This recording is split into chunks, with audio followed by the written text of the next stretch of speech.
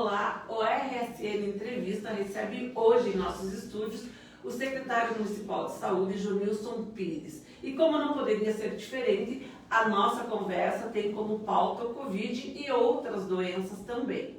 Mas antes de a gente começar essa conversa, eu quero explicar a vocês que nós estamos sem máscara, porque nós estamos numa distância segura.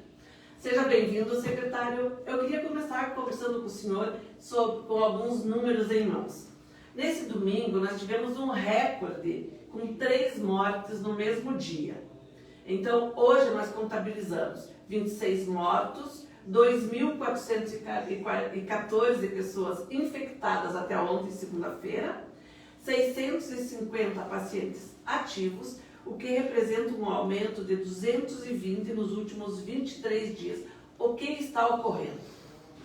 Boa tarde, Cristina. Obrigado pelo espaço, né? Um espaço democrático que a gente pode conversar diretamente com teus seguidores e com toda a população para a gente discutir toda essa situação que está envolvendo o Covid, que é preocupante, né? O que está acontecendo, Cristina? Na verdade, desde março a gente já convive com essa pandemia, né? Então, assim, pela dinamicidade que existe dessa pandemia, né? E o cenário é muito distinto em várias regiões. A realidade da região sudeste é diferente da realidade da região norte, e vários aspectos envolvem nesse contexto para fazer com que como essa pandemia vai transitar. Mas assim, notório, o vírus é um vírus de alta transmissibilidade, né?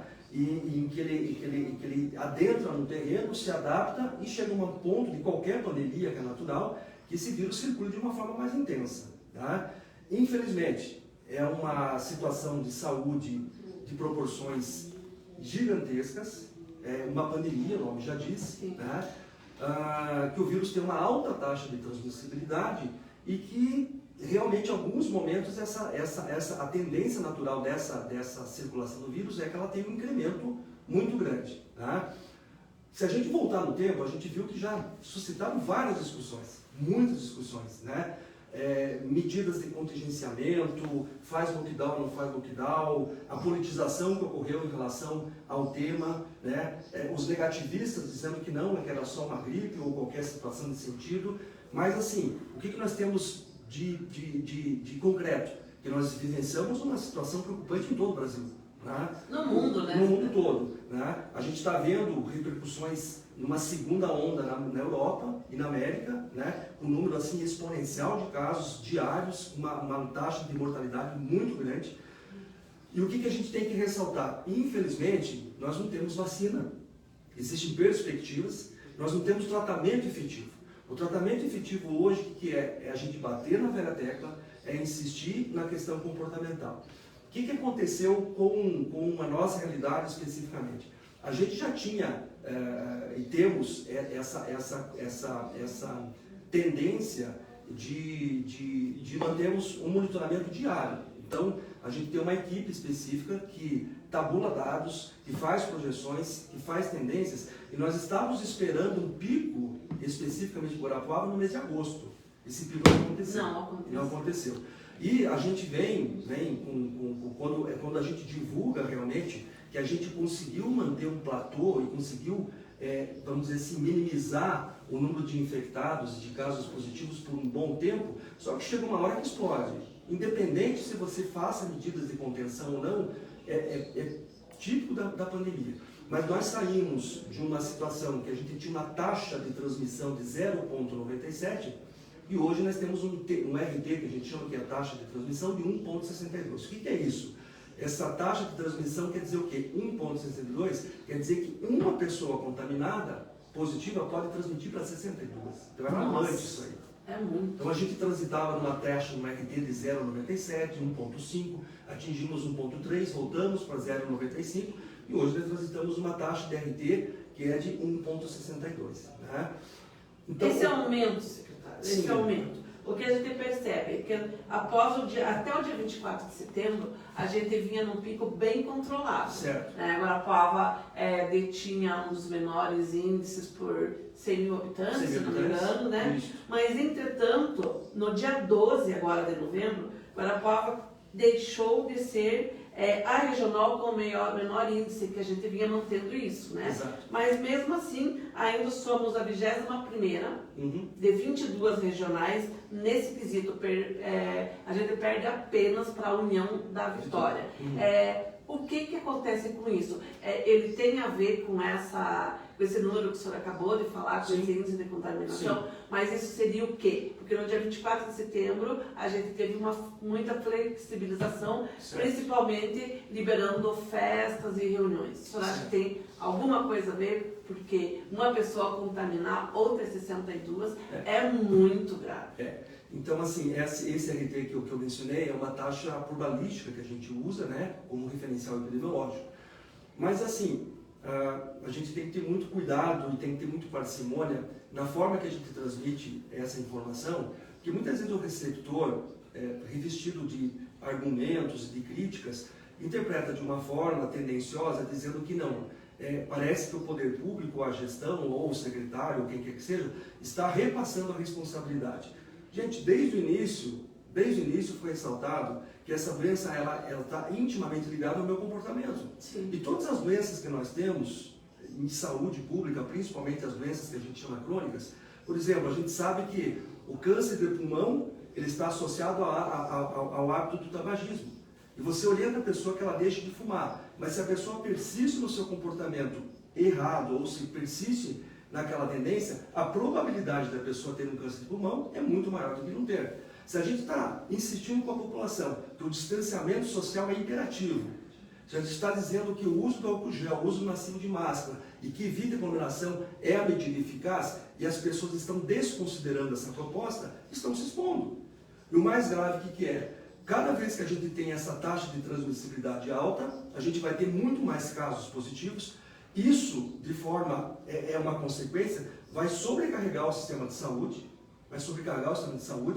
a gente vai ter dificuldade em dar atenção para aquelas pessoas contaminadas, porque vai repercutir no número de leitos do UTI, no número de leitos de enfermaria, nos exames laboratoriais, no transporte. É uma cadeia muito complexa de demandas que vão vir para o setor de saúde e que muitas vezes a gente vai ter a questão de deixar descoberto algumas outras causas de saúde que são importantes.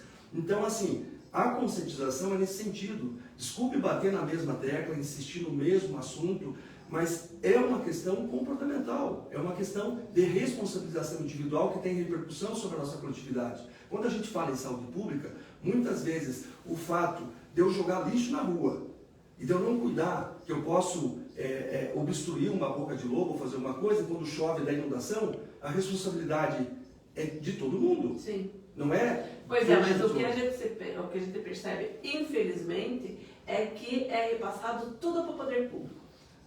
Entupiu a boca de lobo, a culpa é da prefeitura.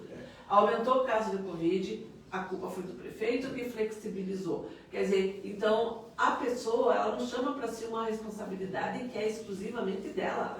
Eu não posso obrigar você a colocar a máscara, usar álcool gel. Como que eu vou policiar 180 mil habitantes, que é o caso de Guarapuava? Muitas pessoas nos cobram, e de uma forma verdadeira, e de uma forma que tem razão, por que a gente não fiscaliza com maior rigor e pune essas pessoas de uma forma, mas nós não temos esse poder de polícia. Eu só vou relembrar um fato, isso nos preocupava já bem anteriormente. Tive uma conversa com o promotor responsável pela oitava promotoria, porque lá atrás acontecia o seguinte, e está acontecendo novamente, eu quero ressaltar isso para a população. Muitos pacientes suspeitos ou infectados não estavam permanecendo isolados, estavam quebrando as regras de isolamento. E circulando no ônibus, circulando no mercado e outras. Eu fiz uma consulta com o Ministério Público, infelizmente o promotor me falou, nós não temos esse poder de impedir a liberdade de vida das pessoas. O que nós podemos fazer? Você me denuncia, a gente substancia essa questão legal e a gente pode fazer uma multa, aplicabilidade de uma multa em cima dessa pessoa. E fizemos muitas vezes isso. Entendeu? Mas até esse procedimento, quantas pessoas já não foram infectadas? Exatamente. Então, assim, se a gente analisar de forma nua e crua, eu diria para todo mundo, né? Gente, quando chegam para a gente, tipo assim, vocês não estão fazendo nada. Estamos fazendo. De forma concreta e absoluta, desde março, E eu falo, não é o secretário de saúde, é uma equipe de 980, quase 1.000 pessoas que a gente contabiliza, desde a servente da unidade básica de saúde que está exposta, que está dando condições de limpar a unidade para que receba os pacientes, é o técnico do laboratório que está processando o exame, é o motorista que vai pegar esse exame, que está se expondo, é o médico que está dando atendimento para essa pessoa, é o técnico de enfermagem que está colhendo o exame, está limpando, o médico que está entubando. Então é uma cadeia de pessoas que estão trabalhando diuturnamente em favor dessas pessoas que muitas vezes não estão se cuidando. Justamente. E são essas pessoas que se dão o direito de criticar qualquer medida. Essa semana mesmo, fim da semana, da outra semana, a gente fez uma matéria sobre esse redirecionamento dos atendimentos da UBS. Certo. Quer dizer, muitas críticas sobre a matéria, né? Mas essas pessoas não percebem que qualquer atitude nesse sentido não é para beneficiar este ou aquele, mas é para beneficiar a própria comunidade, as próprias pessoas que criticam. Quando a gente bate na tecla que o principal fator hoje é o distanciamento e principalmente a gente evitar a aglomeração, não foi uma decisão unilateral, não foi uma decisão monocrática, ou seja, eu vou fazer isso.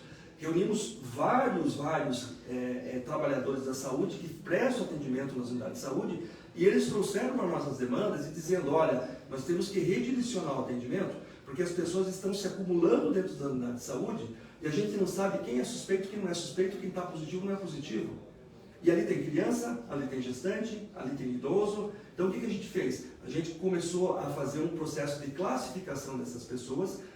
Ressalto, pessoal, não está proibido o atendimento, não vai ser negado o atendimento. As pessoas, hoje eu reafirmei de novo nos grupos do WhatsApp da Secretaria de Saúde e mandei uma nota informativa para os profissionais de saúde das unidades básicas, dizendo assim, acolham todo mundo, escutem todo mundo e se for necessário, emergencialmente, de urgência, atenda essa pessoa. Os casos eletivos vamos programar para evitar essa aglomeração. Se nós temos que evitar a aglomeração no churrasco, na festa de aniversário, as escolas estão paradas, a unidade de saúde tem uma responsabilidade. Então não é negar atendimento nenhum. Teve críticas nesse sentido, dizendo que as pessoas vão perecer de forma nenhuma. Todas as nossas unidades estão preparadas para dar atendimento, sempre estiveram preparadas.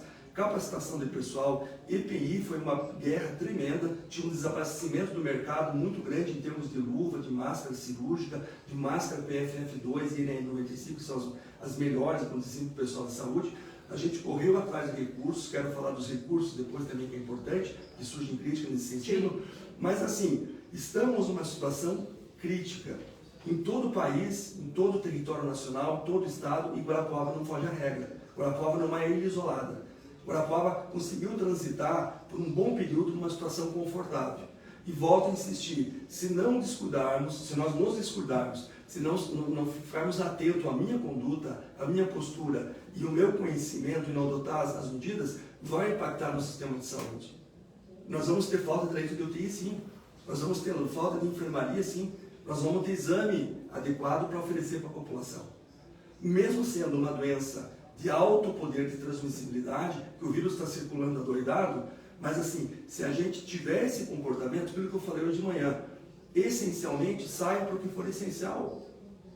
Vou dar um testemunho. Eu pego meu carro de manhã, saio de casa às 6h30 da manhã, vou para a secretaria, saio essencialmente para o que for necessário, e quando dão 7 horas, 8 horas, às vezes eu vou para casa às 10 horas, eu fico na minha casa. Eu fiquei fechado na minha casa sexta-feira até segunda-feira. Às vezes eu olho para o meu pai e para minha mãe, eles têm vontade de falar, não, vamos nos prevenir, vamos nos resguardar aqui. Não tem necessidade de ir lá em tal local. Então, assim, o Covid não cansou da gente. As pessoas estão sofrendo em relação às questões de readaptamento. Quando alguns criticam e com a sua data venda, vamos dizer assim, com a sua argumentação, feche tudo. Pergunta ao seu comerciante como é que ele vai sobreviver. Sim. Então é uma decisão muito... Você acaba criando um problema social grave. Exatamente. O problema social envolto, o problema psicológico envolto, o problema de vida mesmo das pessoas. Impacta de forma considerável. Mas assim, a nossa realidade é assim, Secretaria Municipal de Saúde, fazemos a gestão do Sistema Municipal de Saúde, temos que garantir acesso para as pessoas à saúde. O ideal, e assim, eu queria que ninguém morresse. De forma nenhuma. Você acha que eu fico satisfeito em anunciar 3 óbitos, 4 óbitos, 5 óbitos? O ideal é que a gente tivesse uma taxa de mortalidade zerada. Mas é impossível. Falando nisso, o senhor anuncia hoje, infelizmente, mais 3 óbitos em Guarapuava. De manhã eu conversei com o pessoal da Vigilância Epidemiológica, a Chayane, a enfermeira Chayane, que faz um trabalho fantástico. Ele elabora todos esses dados e faz toda a investigação de óbito, toda a investigação de contaminados. Ela me repassou que tivemos 3 casos, né? Uma paciente do sexo feminino, de 58 anos, que faleceu dia 18, o exame chegou hoje, confirmatório. Um paciente de 69 anos, do sexo masculino, que também aguardava o resultado e chegou esse resultado confirmatório hoje. E um outro paciente que internou no dia 18 de 11 no Hospital Regional, recebeu alta e piorou à noite e acabou falecendo na UPA, porque pela complicação que teve. Todos eles tinham algumas comorbidades. Aproveitando o gancho, voltamos a insistir. Lá atrás, quando o Celso Guais era secretário, o próprio prefeito sempre enfatiza isso, vamos cuidar dos nossos. Então a gente tem que ter esse olhar sensível para o meu pai, para a minha mãe, que tem 70 e poucos anos, ou, desculpa, você tem uma pessoa na tua família que tem uma necessidade especial. Sim, sim. Imagine se você saísse e se expusesse tremendamente à responsabilidade de você contaminar uma pessoa que é vulnerável. Sim.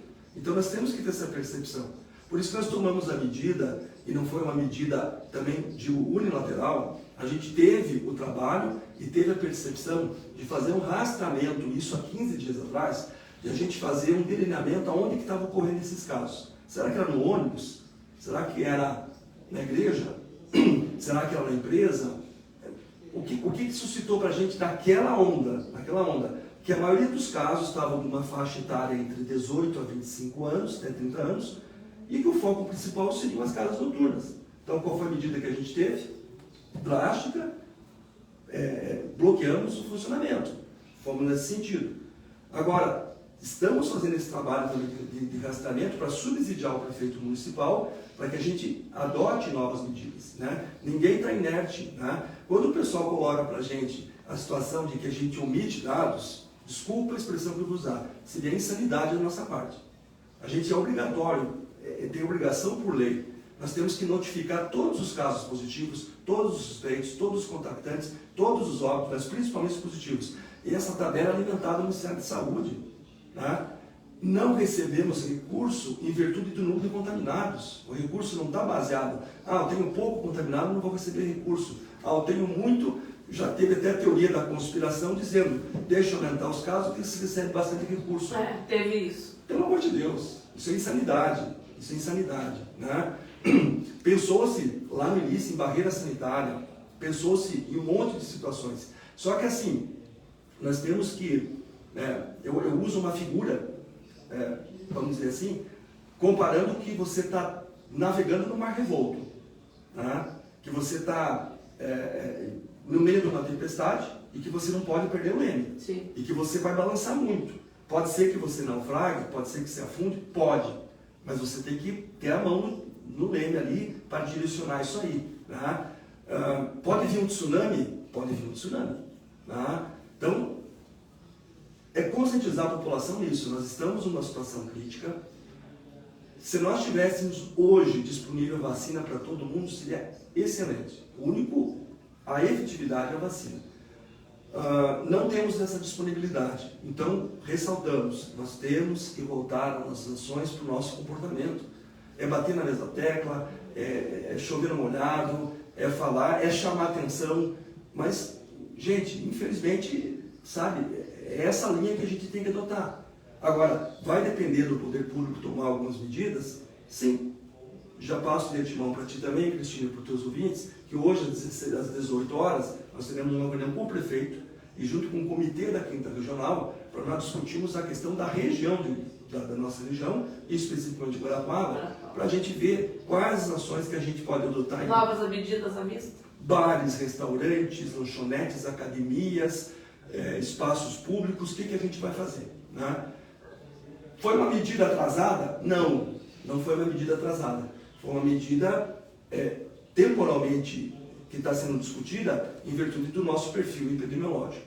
Os casos que nós estamos tendo agora, com certeza absoluta, isso não tem o medo de errar, é reflexo dos feriados que a gente teve, que Na as própria pessoas... campanha eleitoral, Pronto, né? todo mundo está Própria cobrando. própria campanha eleitoral, as pessoas foram para a rua, né? Isso é inegável. Eu tenho medo porque, assim, eu posso dizer o meu testemunho. Eu voto lá na escola Professora Marílio.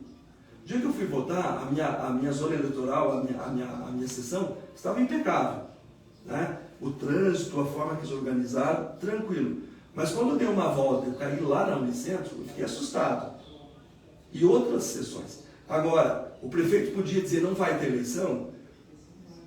Escala de comando, Tribunal Regional Eleitoral, Supremo Tribunal, vai ter eleição, definiram. Agora, a responsabilização de ordenar e como que ia ocorrer o pleito era de resultado dessa esfera. O cuidado da Secretaria de Saúde, quando surgiu a demanda da eleição, a gente fez nota para todos os comitês eleitorais, para todos os partidos, dando orientações sobre a aglomeração, a limitação de pessoas e os riscos que esses partidos estavam correndo. Então todo mundo estava sabendo. Agora, impedir a população de fazer esse ato cívico, até mesmo porque o voto é obrigatório. Tanto que a gente teve uma abstenção de 27 mil pessoas que resolveram não votar, quem sabe por medo da exposição nesse sentido, né? Então esse reflexo, também, né? Esse reflexo dos feriados, esse reflexo do processo eleitoral, a gente vai começar a ter a repercussão nos próximos 15 dias. Não omitimos dados, tanto que eu vou colocar para todos aqui uma projeção que a gente fez. Nós temos duas situações estatísticas de um trabalho chamada uma curva exponencial e uma curva quadrática. Eu não vou entrar no mérito, eu não saberia explicar direito. Mas assim, as nossas projeções, e é uma tendência, mas toda tendência não é verdadeira. Tendências são baseadas em dados estatísticos. Até 20 de dezembro, podemos chegar a 5.500 casos. Nossa. Então, quer dizer, temos a tendência a aumentar esses casos? Temos. O pior é assim, se nós não tomarmos essas medidas individuais, a nossa conduta, a nossa colaboração, meu Deus, daqui a pouco é 7.000, 8.000 casos, e a repercussão que vai vir sobre toda a estrutura do suporte de saúde. Temos que baixar dessa taxa de transmissibilidade, que está em 1,62. Se a gente conseguisse reverter, a gente não vai conseguir acabar. As tendências mundiais apontam que, os estudos epidemiológicos, que a gente vai transitar o primeiro semestre todo de 2021 ainda com a pandemia. O H1N1 ainda existe. O H1N1, o foco da pandemia foi 2015, há 5 anos atrás. Nós ainda convivemos com muitas pessoas com H1N1. Tem vacina, que bom. A gente não consegue fazer cobertura de 100% porque muitas pessoas não se vacinam. Não se vacinam. Né? Agora, quer dizer, mais uma vez, tem que ser chamada a responsabilidade da comunidade. Exatamente. Então, assim, se nós conseguirmos adotarmos essas posturas individuais, que eu consiga te sensibilizar, que você sensibilize o Marcos, que você sensibilize o teu irmão, que você sensibilize o vizinho, que você cobre algumas atitudes.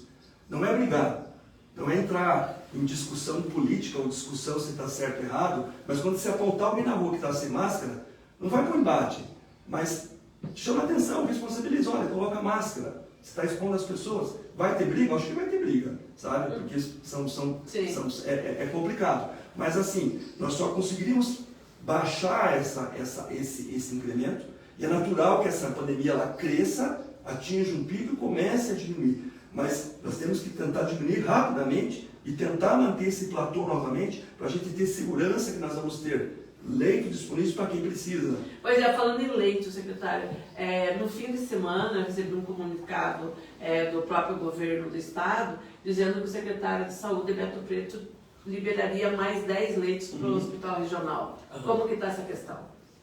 O prefeito César Silvestre Filho fez várias tratativas, e até mesmo na sexta-feira, que deu alguns problemas, eu acho que sim, sexta-feira foi sexta-feira 13 para mim, foi sexta-feira negra, né? Porque teve um embate com algumas discussões de áudio que soltou entre um representante do Legislativo e a minha pessoa, que eu fui apenas tentar levar alguns argumentos, e ele achou que eu estava contrapondo, mas de forma nenhuma, ele tem totalmente a liberdade de expressão. E a gente retransmitiu isso e foi duramente criticado. Exatamente. Né? Então, assim, na sexta-feira, já na quinta-feira, já foi feita a interlocução com a instância superior, com o governo do estado, conversamos com o Dr. Vinícius Filipac, conversamos com outras pessoas, e não foi garantida a ampliação de leitos, de mais 10 leitos para o hospital regional. Né? Volto a insistir, o descredenciamento dos leitos de UTI do São Vicente não foi uma iniciativa do município, não foi uma iniciativa do governo do estado e não foi uma iniciativa unilateral do São Vicente.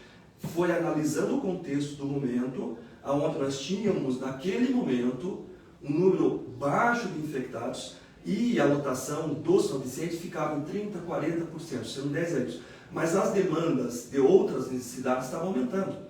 Como nós atendemos toda a região, então chegava traumatismo craniano, infarto, AVC, pós-cirúrgicos, cirurgia cardíaca, que necessitavam de leitos de UTI, esses leitos estavam ociosos. Então a direção do hospital, com bom senso, analisando os fatores, já que o regional disponibilizou 20 vagas, e o nosso cenário estava compatível, então nós vamos descredenciar esses leitos temporariamente e vamos disponibilizá-los para as outras cidades. Sim. Senão as pessoas vão morrer de outras causas, que também é de nossa responsabilidade. Ninguém pode... O ideal seria que ninguém morresse de nada, mas a gente tem essa situação.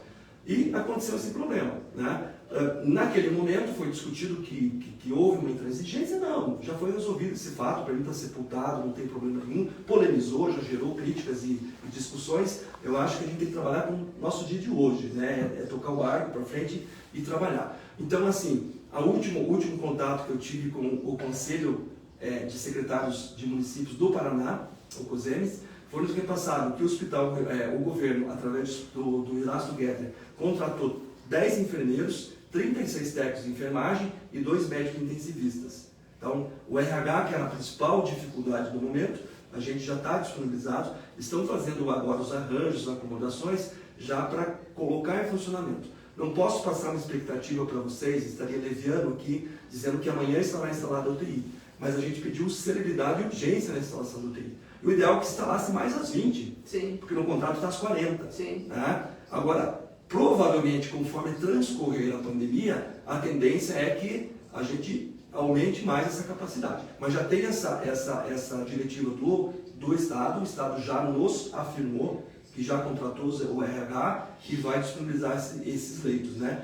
É bom ressaltar para a população que Guarapuava, o hospital regional, além de atender a demanda de Guarapuava e dos 20 e poucos municípios em torno, está recebendo paciente da região metropolitana de Curitiba, de Ponta Grossa e de outras regionais, porque lá já esgotou as possibilidades, que é muito transitório também.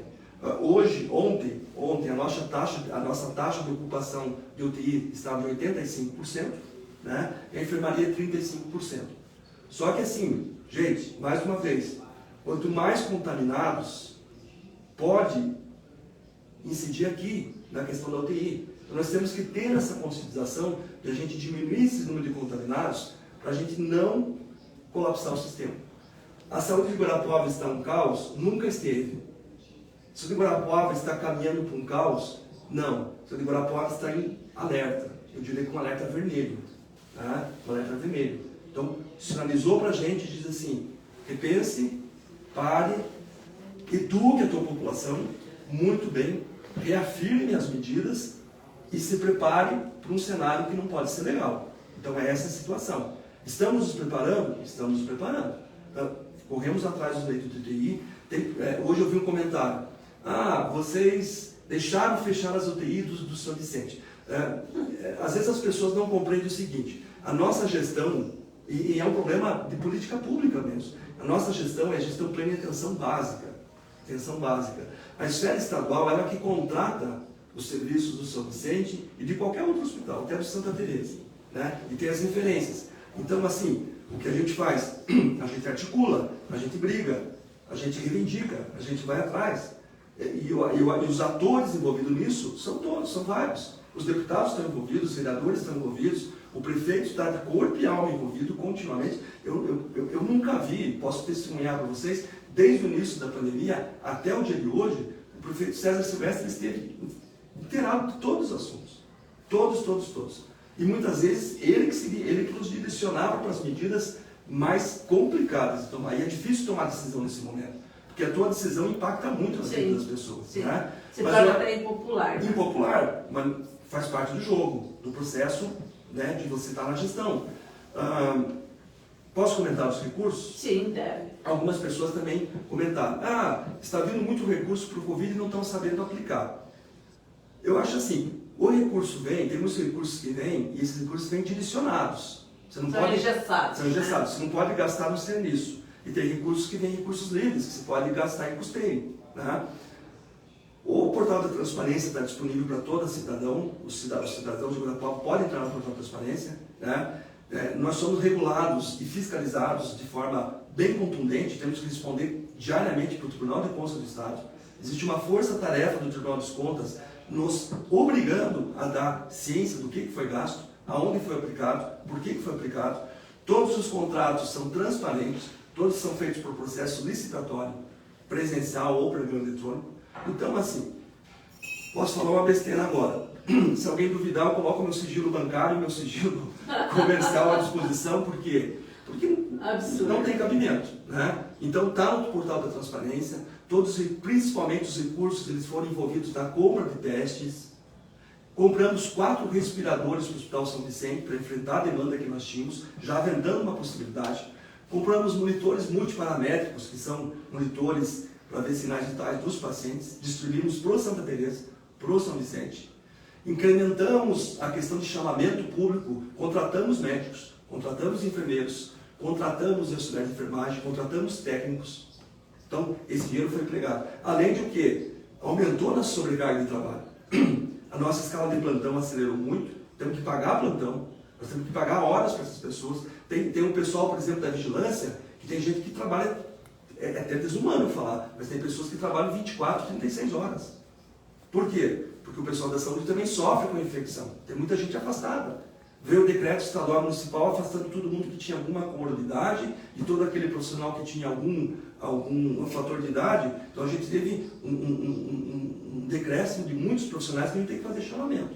Então os recursos foram aplicados em todos os setores, principalmente em equipamento individual de segurança para os profissionais de saúde, na aquisição de testes. Já testamos quase 14 mil pessoas.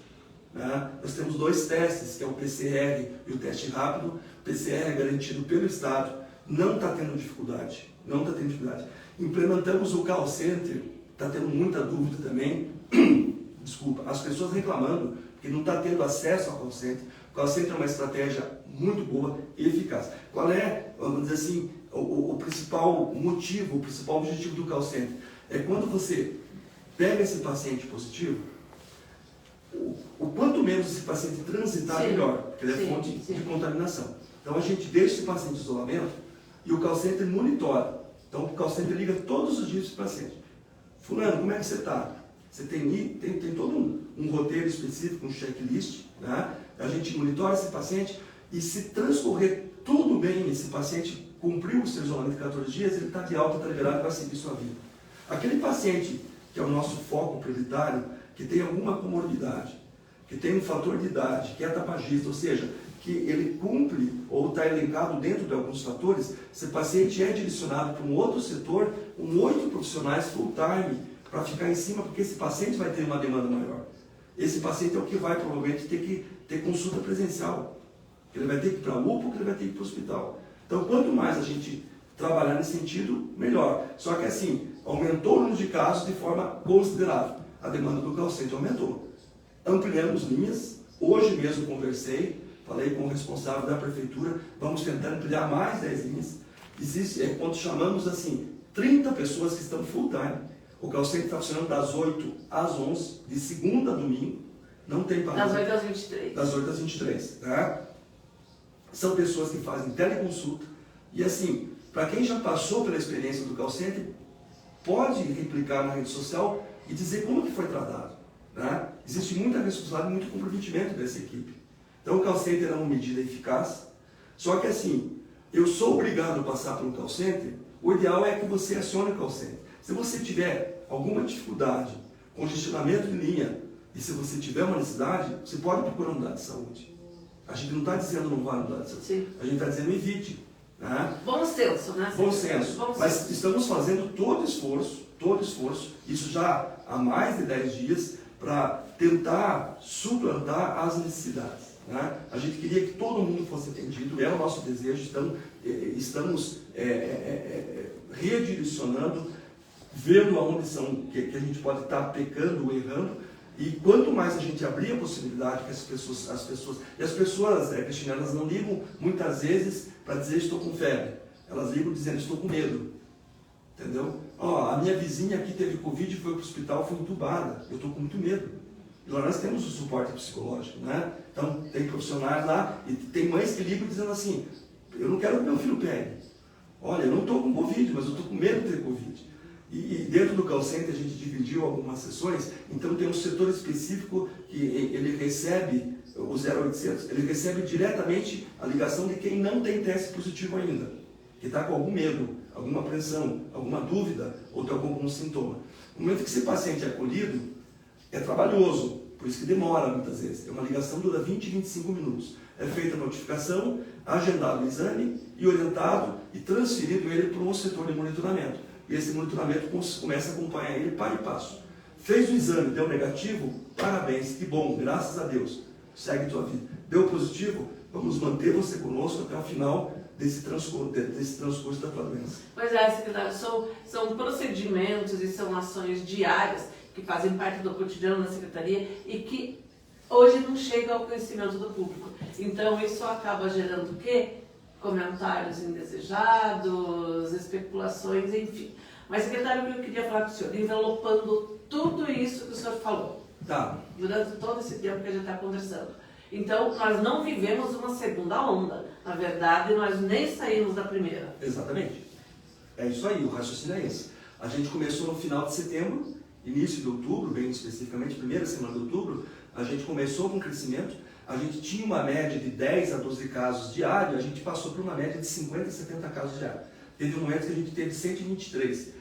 Retrocedendo, eu lembro que só em junho, teve uma semana epidemiológica de junho, que num dia a gente teve quase 200 casos. E depois diminuiu, caiu, ficou no platô. Agora, desde outubro, a gente vem nesse crescimento, atingimos um pico, começamos a diminuir, mas ela não está diminuindo.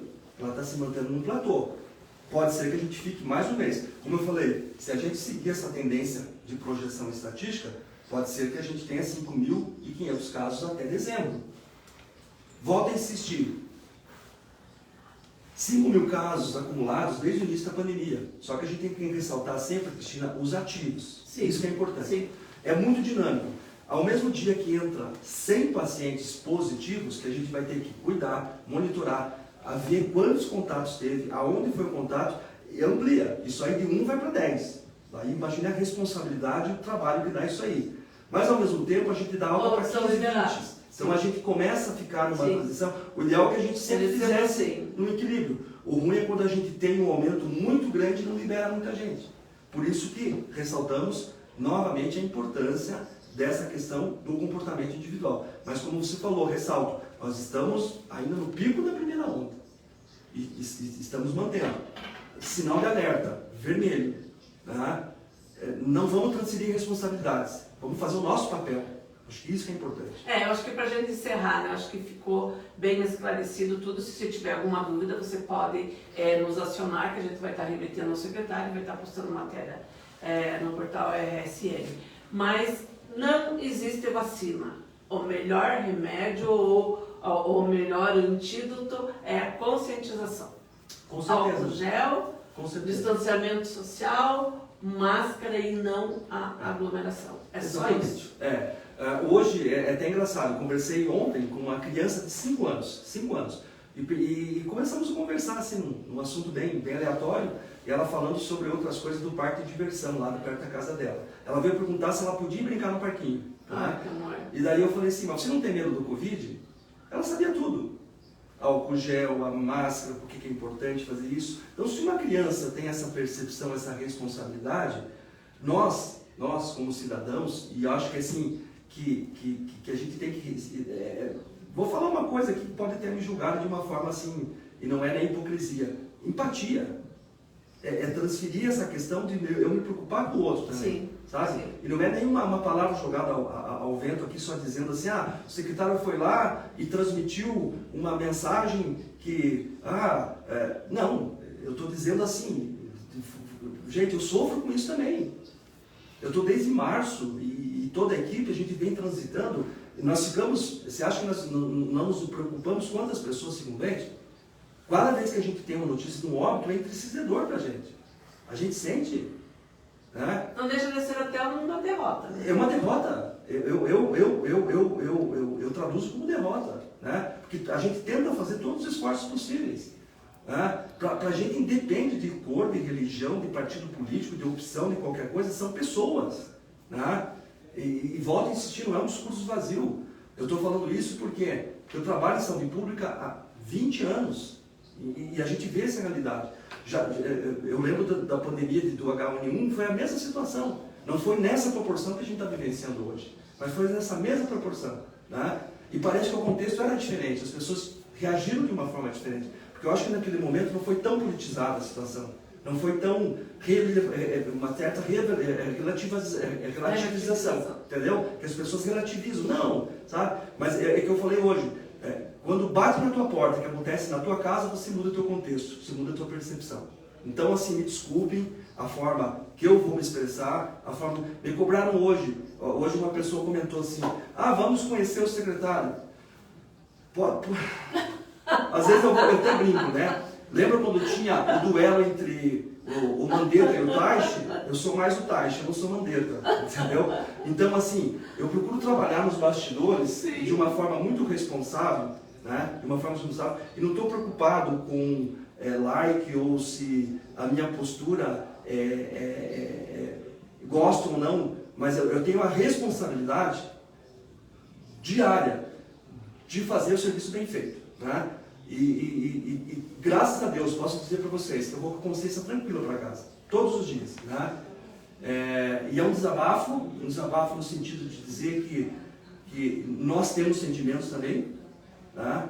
Que mesmo que tenha ideologias ou concepções ou críticas, e nós absorvemos as críticas da melhor forma possível, recebemos na secretaria todas as pessoas que vão lá nos criticar e contribuir. Eu acho que toda crítica é construtiva, ela contribui para a gente rever os nossos pontos, para rever nossas ações. Pode ser que a gente esteja num olhar direcionado e com uma percepção diferente nos mude o olhar. Então a gente está aberto a essas críticas, tanto que a gente tem reuniões contínuas com vários setores, né? E a gente precisa disso, que a população incorpore essa ideia e não deixe de se cuidar. Isso que é importante.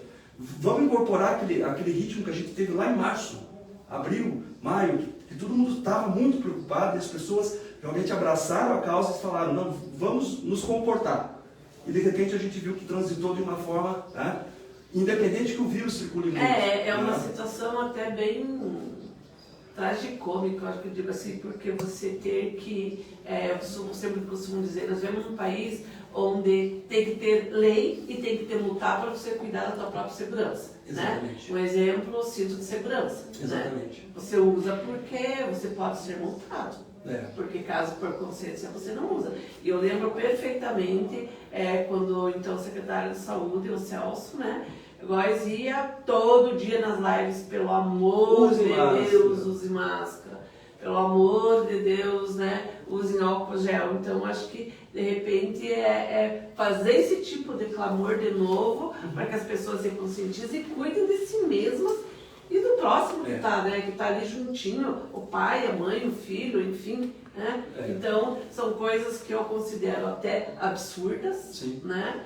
Até absurdas, você ter que implorar para você, e criar medidas com represálias para você poder se autoproteger, né, secretário? Mas chega num ponto em que tem que apelar mesmo. Eu acho que a gente volta a essa tônica, né? Mas eu deixo assim, de uma forma bem confortável, que hoje, nas 18 horas, teremos essa reunião com o prefeito municipal, e sempre gera expectativa, né?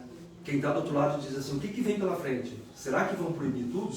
Não, a gente vai ser muito bem racional. A gente vai analisar o nosso momento e vamos trabalhar em dados estatísticos e vendo a nossa realidade aqui, o que a gente pode fazer. Né? Eu acho que uma coisa importantíssima agora, né, é que a gente reforce a fiscalização. Sim. Então esse ponto eu já estou levando como pauta para a gente reforçar a fiscalização e que os próprios comerciantes, o pessoal que recebe o público, que nos ajude nessa Né? Hoje veio uma pessoa falando, eu fui numa loja que tinha 5 pessoas da mesma família, sendo 2 idosos, uma criança, não sei o quê. O próprio comerciante falou, eu proibi de entrar na loja. Então essa conscientização é importante também. Tem lá o regulamento, tem as normas que a loja tem que seguir. Né? A limitação de circulação da loja, quantas pessoas podem entrar, o uso de máscara obrigatório. Agora a gente vê comércios que não estão brigando mais as pessoas com máscara. Então a conscientização é coletiva. E a única Sim, mas aí cabe também de cada um fazer a sua parte e exigir que seja cumprido. Exatamente. Né? É uma via de mão dupla. Né? Sim. Mas então, secretário, eu gostaria de agradecer a sua presença aqui, a disponibilidade do seu tempo. Eu acho que para você foi bem esclarecedor, acho que serve como pauta do dia a dia, né, secretário? Então, por favor, se fique à vontade para mais algum esclarecimento e a gente está sempre à disposição. Agradeço muito o espaço, né? Um espaço extremamente importante para a gente fazer chegar quem tá em casa ou quem está no seu trabalho e que tem acesso à rede social, é um alcance importante para que a gente provoque mesmo as pessoas, né? Então, a mensagem final é essa, vamos ter essa consciência coletiva, vamos nos cuidar, a situação não está legal, a situação ela exige um alerta vermelho mesmo, sinalizando para a gente que se a gente não adotar medidas eficazes para nós e para o meu próximo, a gente vai ter consequências muito ruins. Mas agradeço o espaço, Cristiano. Obrigada a você que nos acompanhou. Sei que a gente extrapolou legal no nosso tempo, mas o assunto exigia isso. Portanto, a gente fica por aqui, mas você continua ligado no seu portal www.riodesudenoticia.com.br e a nossa pauta está pesada no dia de hoje. Fique ligado.